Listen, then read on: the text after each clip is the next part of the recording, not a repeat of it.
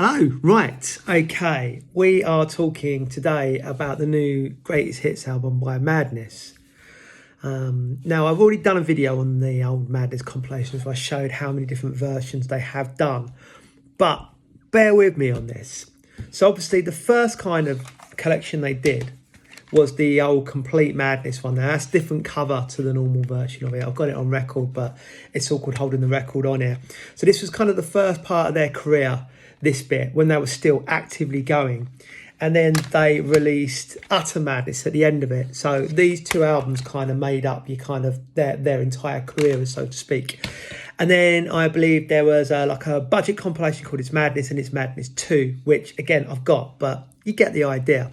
But what I find interesting about these two albums here is this then led to Divine Madness, which this album's really, you know, this is a really important album in Madness's kind of like return back to the live arena and making new music. This came out in 1992. I think it was Chaz who was working at Go Discs at the time, and he worked out that, like, you know, they could like do a compilation and sort of floated the idea, which led to the band getting back together. Or I believe, depending on what you read and all of that jazz and what have you. So this is kind of like, this was the definitive kind of like, this was all of the singles, excluding The Sweetest Girl, which really, really bugged me. Anyway, this got reissued after they did Wonderful. They brought it out again with a couple of extra tracks on it. And then this bad boy came along, this one here, this Madness, the heavy, heavy hits. This included The Sweetest Girl. Why am I saying all of this, I hear you asking? Because the new album that's come out today, The Hit Parade, this bad boy here, this is the HMV exclusive one. Obviously, I bought the HMV exclusive one because that's where I work. But the first disc is pretty much this album, or the beginning of the kind of like of the albums you've got on there. You know, The Prince, One Step Beyond, My Girl. It's all the singles in chronological order. Uncle Sam, Sweetest Girl, Last Track In and Waiting for the Ghost Train. Now, I don't know about you guys, Madness fans, I'm asking this question out here.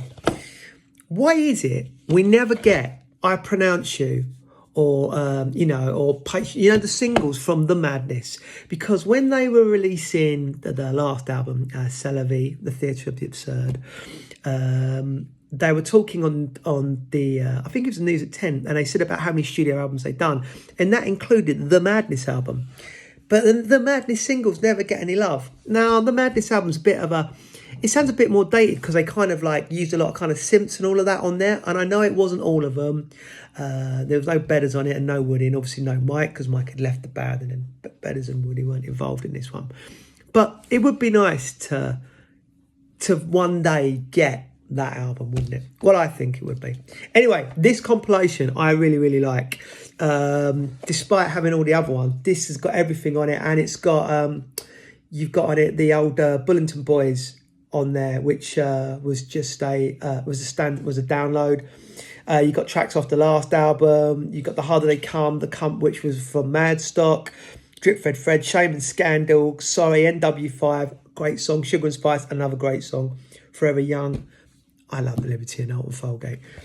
But yeah, so there we go. The umpteenth Greatest Hits by Madness. But I do prefer the artwork on this one to the one they did before. I didn't like that one, but this one's quite cool. So there we go. A little history on Madness Greatest Hits up until this point. Cheers, guys.